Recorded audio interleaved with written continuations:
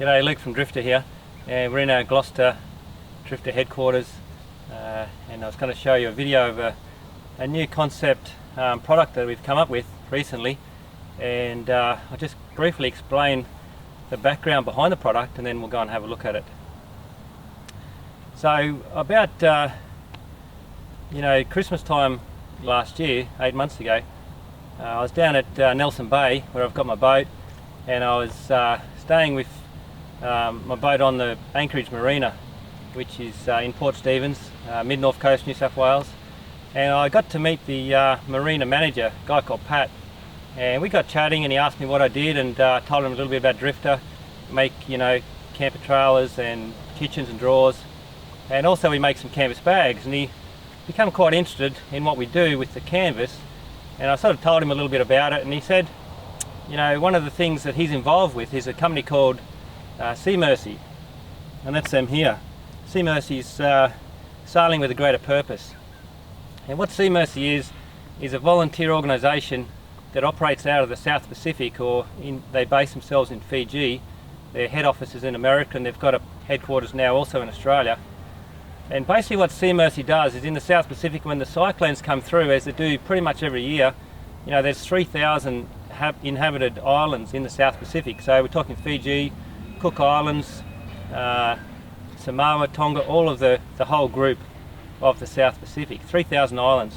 Now a lot of these islanders, as they do, native to the islands, and they live a fairly rustic existence. They've got a lot of, shelters, and their houses, are not built like they would be, in Australia or America, say. So the cyclones really tear them apart. And there's recently a cyclone a couple of years ago that I think left, around 10,000 people homeless in the South Pacific.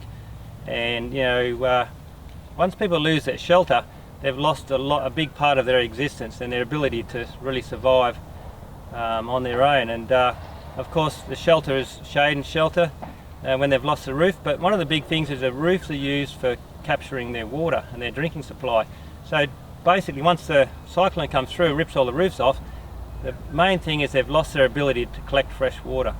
And so the aid groups come in like Sea Mercy, and they supply the local population with food and water, and they do that on a volunteer basis. They load up, they've got a fleet of yachts, catamarans and yachts that they've basically borrowed from people who are happy to lend them, and they sail to particularly the outer islands and bring aid to those communities.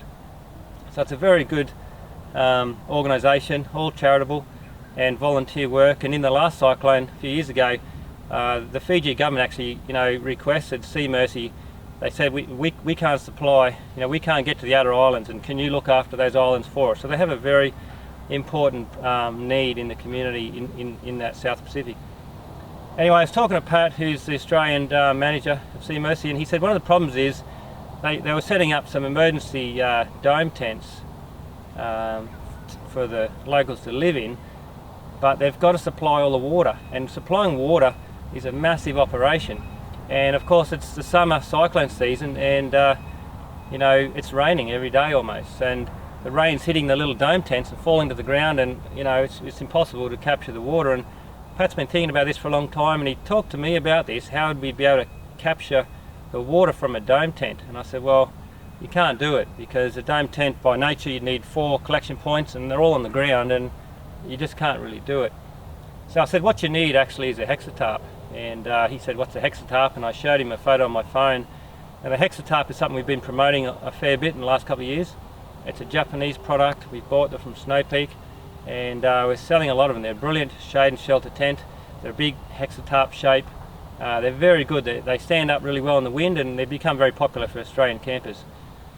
So anyway, with the problem that Pat was telling me, I had an idea that we could turn a hexatarp style design into a rain collecting tarp, and the hexa shape just allows that to be done perfectly, really. And so it sounds so simple, a tarp that collects water, but actually it hasn't really ever been done before.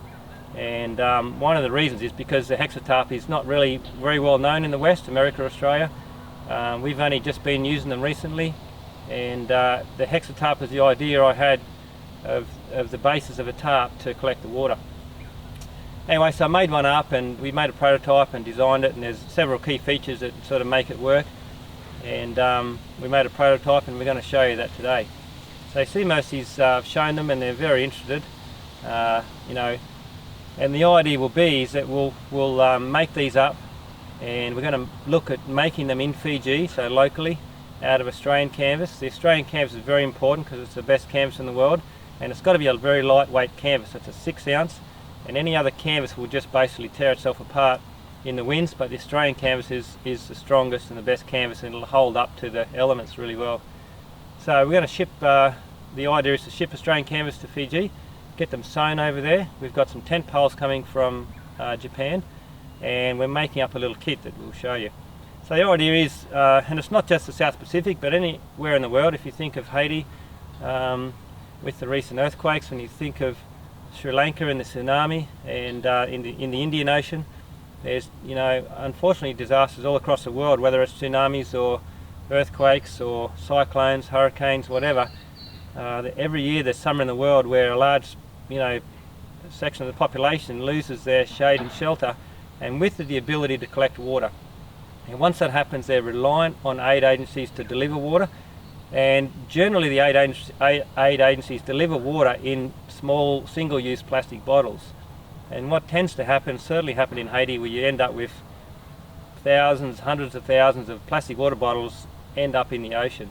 A lot of these places, you know, survival's their first sort of priority, and there's no rubbish collection anyway, and once you dump, you know, 100,000 water bottles into a community, they generally ended up in the ocean. And that's been a big passion of mine, you know, the last few years, about picking up bottles on the beach and picking up plastic. And microplastic is going to become maybe environmentally the problem of our age, because it just keeps breaking up smaller and smaller, and it just gets ingested by the sea life, whales, dolphins, sea turtles and so on down, and it just kills them. And it's very sad to see, and it's a problem that we've got to fix, otherwise we're going to destroy all of the ocean's sea life.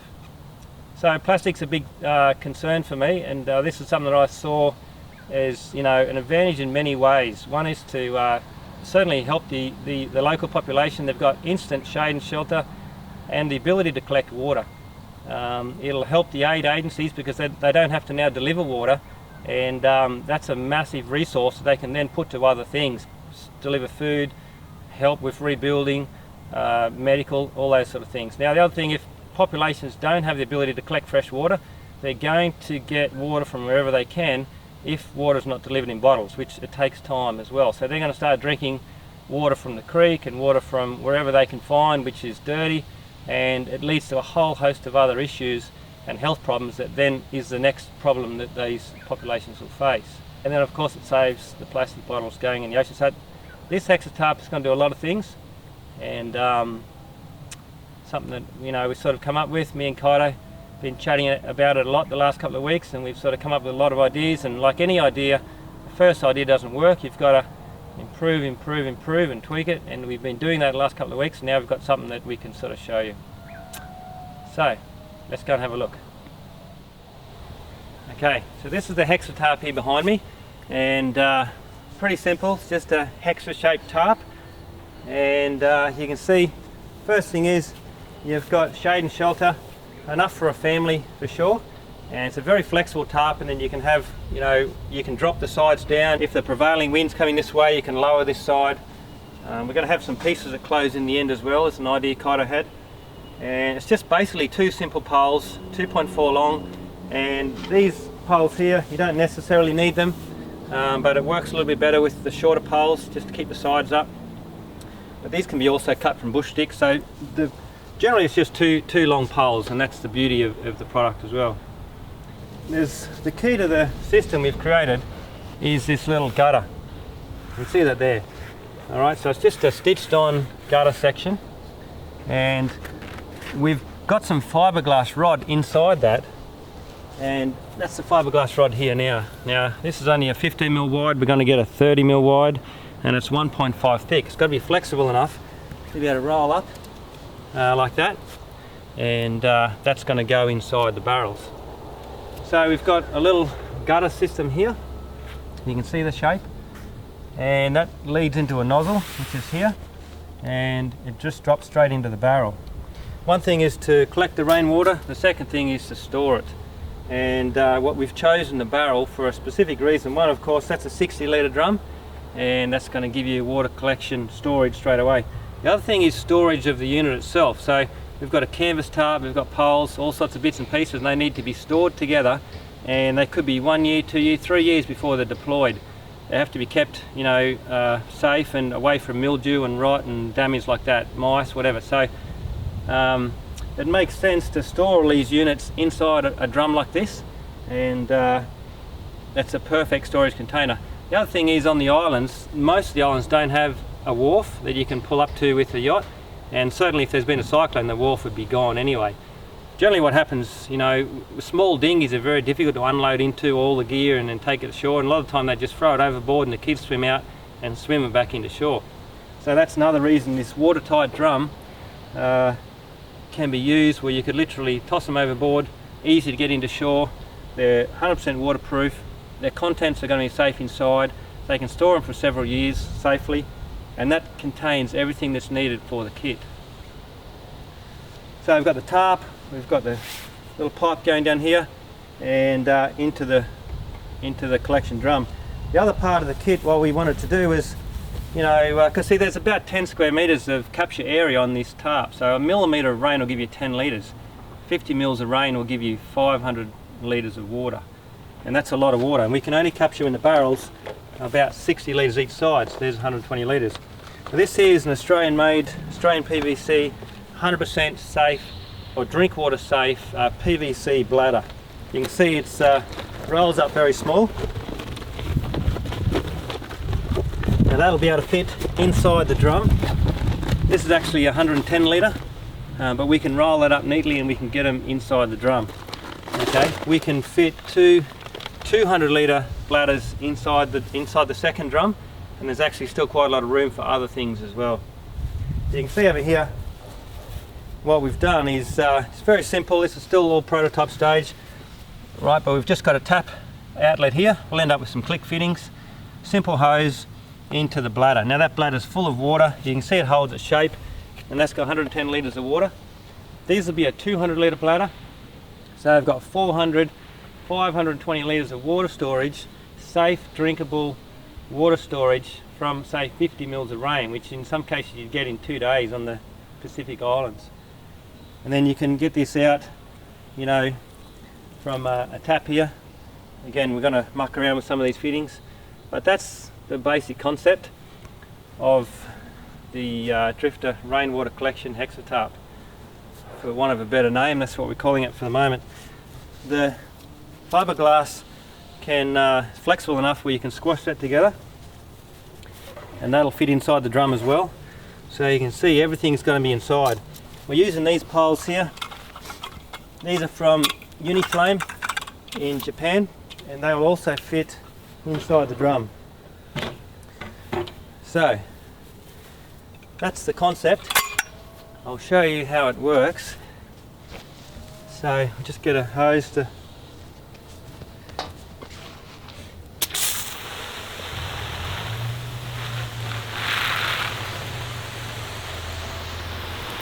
very simple design.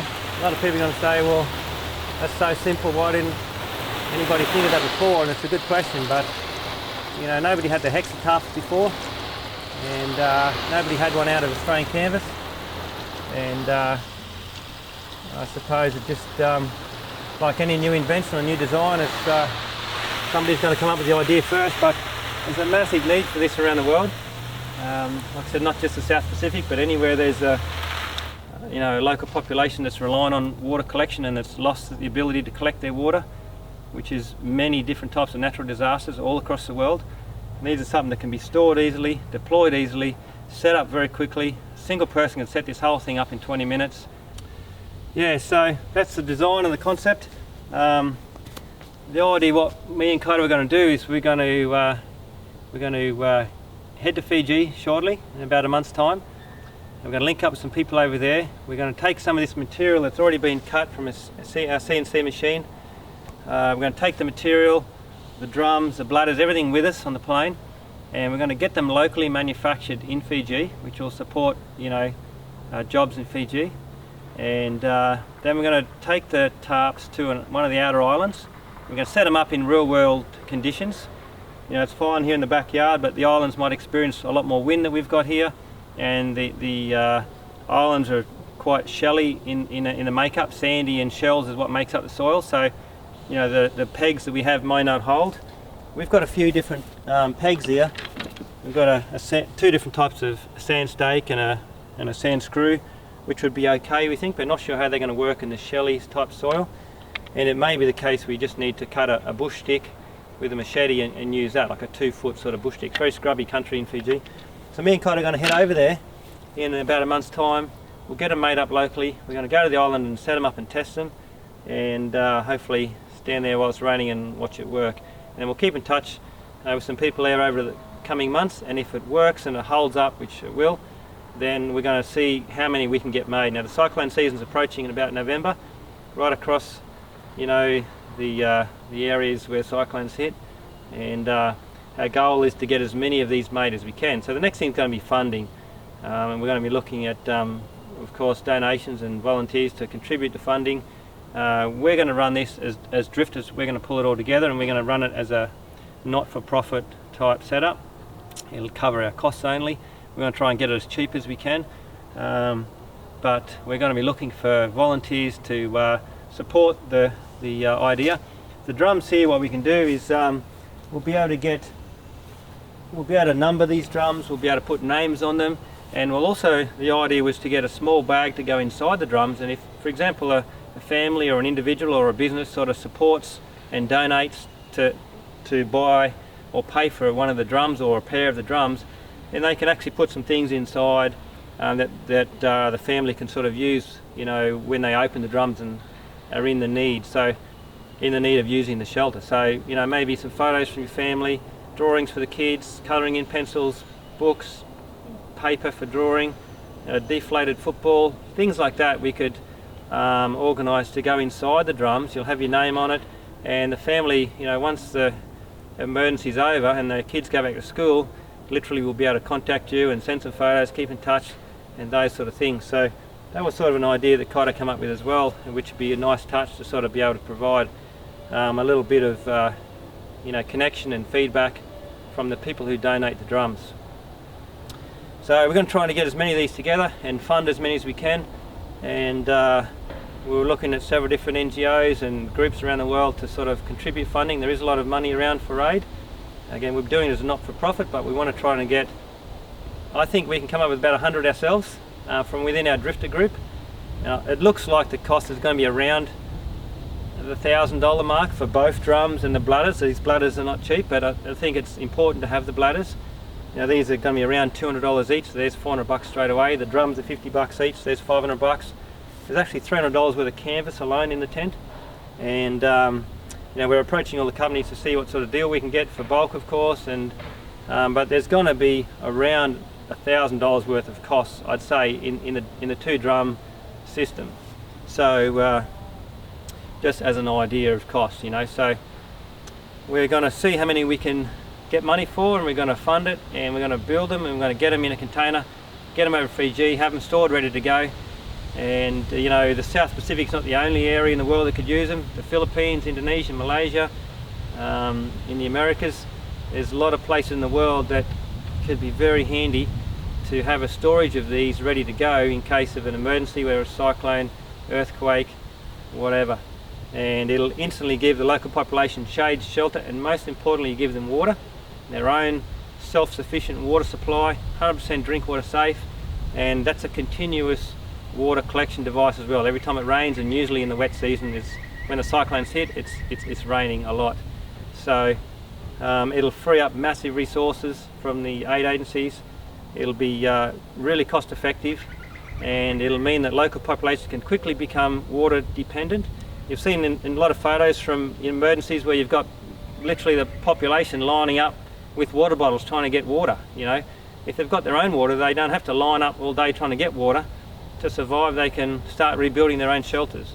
So it'll free up the local population that's in need, it'll free up the aid agencies, and most importantly also, it'll free up potentially millions of single-use plastic water bottles going into the ocean, which is you know, a real concern for every one of us on this planet. Okay, what we're going to do now is, here's the hexa tarp here folded up. All right, here's basically the kit. We've got some ropes, we've got the poles, we've got the fiberglass, and the hexa here itself. Now this will be able to be folded into a shape that'll go inside the drum, and we'll have some pegs. I'm going to set this up now over here. The other good thing, you can see this design, how this sort of section comes out here. This design lends itself to join two together, or actually, you know, as many as you like, end on end. Because the other one will use a single pole here, and it'll come down and overlap this one, and you can almost can't tell that they're two separate structures. So they do lend themselves really well to be joined together, which saves you a pole, and you can just line them, you know, as many as you like together. If you've got 2 or 3 families together, just join them together. So I wanted to show you how it sets up, and also the fact that you can join them together. And we're going to do that now. Rightio. Yeah, righto, so this is my boy Cotto. He's been a big part of Drifta over the years, and also this little project here. So we got it going, haven't we, mate? Yep. Seems like the prototype's working, so... Yeah, we've had, again, me and Cotto have been chatting about this for the last week or two, and tweaking the ideas and making it better, and we sort of got it sorted. This is the second one now we've just got sent down from Brisbane. We got made up, so Cotto's going to, you know, help us set it up now, and we'll show you pretty much how it goes together. Right, mate. let's do it.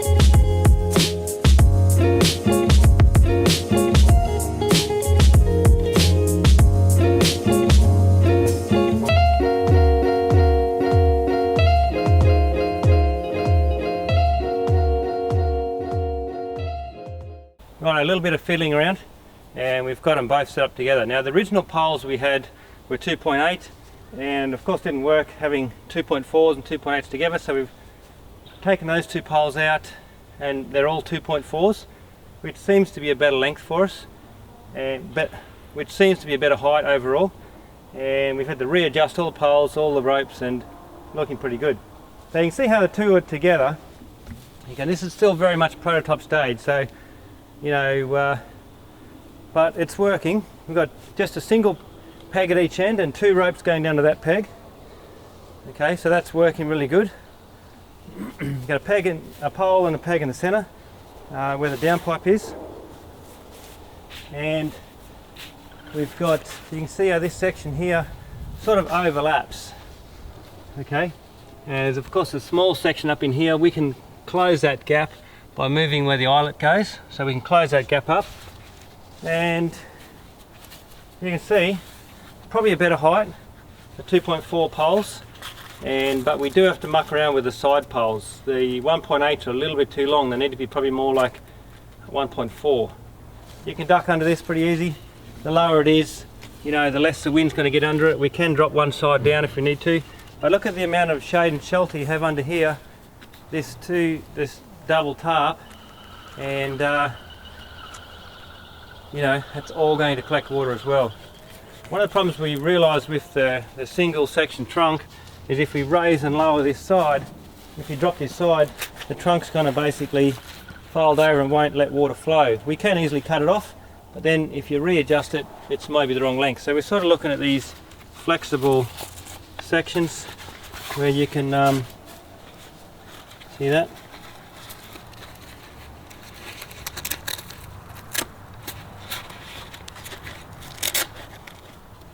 So now we can adjust the length of that trunk, and it'll work better for different heights. Come around to the outside and have a look. This one's a little bit different too. The hole is closer to the pole. We wanted to get that way so we could have maybe a tie here if we needed to. We don't want this trunk to sort of blow out in the wind. We can have a tie there. So we've moved from this one, you can see where the hole is about here, and now the new hole is down here, and this eyelet's moved back. So the trunk and the pole have been moved closer together. We haven't actually tested this one yet, but I don't see why that'll make too much difference. We've got the nice little stand-up section here. The fiberglass rod is not the right height. You can see it's only 15 mil, we need that to be 30 mil, which will help. And also it's not long enough, we'll have a longer section. So we might put the hose on that, see if it works. Alright, we'll try this one first. So we've lowered it from what it was before. Alright, it's down to 2.4. You can see no problems. The key is to getting the tarp sitting nice and taut. Right, so, and all that is just a matter of the right length poles and adjusting the ropes to the right, sort of tension. That one's working really well, as you can see. Let's have a go. This one here.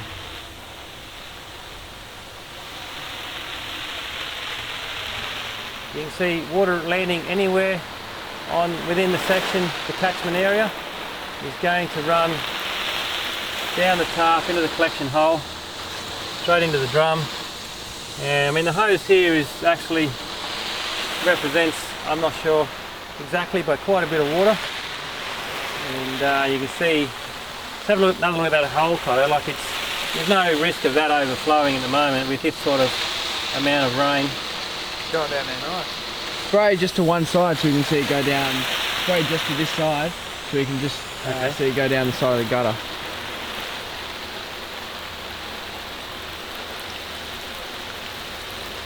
But look, your idea of having it a little bit higher down the bottom, that's needed, isn't it? Yeah. You can see just in this part here. This needs to be a little bit higher, and you can see there that's risk of overflowing. So a little bit tapered to this point. Yeah, this section needs to be definitely higher. Kind of said that the other night, and it's probably right. Just give that a little bit of a buffer here, and you can see how good this canvas is. The key to this is the Australian canvas, and because it's light enough to be able to be pulled tight. If the canvas is too heavy, it doesn't sit well in the middle, it weighs down, and if it's too light, it can, I just not sure if we can do this out of the nylon material. It's a possibility we can, but the good thing with canvas as well is where you sew it, the stitching can be waterproof, whereas sewing nylon, you cannot get stitching to be waterproof really. So, but there is certainly the possibility of a lighter nylon type material, but I tend to think, the canvas is the go. It stands up to the weather. Good thing with this too, if you had a big storm and you tore out an eyelet, canvas is a product that you can patch and repair very easily. We can put a patch kit in, you can sew it up with simple needle and thread. So I like canvas because it's easy to be able to be patched in the field. If a tree branch came down and poked a hole through this, nylon is very difficult to patch, but with canvas you can sew a patch on and stitch it together, and it's very simple.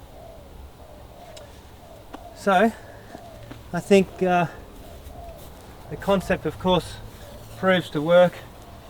We've got shade shelter and the ability to capture water. From a single tarp we can capture 500 litres and store 500 litres from our 2-drum kit, and you would achieve that from approximately 50 mils of rain. We've got a lot of under cover area. You can join them together, and I think it's going to do the job it's designed for, which is provide emergency, quick shade shelter, and not only that, the ability to capture water very quickly for local populations that have been left basically homeless by natural disasters. They've lost their shade and shelter, and they've lost their ability to collect water, and they become very quickly fully reliant on aid services for all of their needs. And this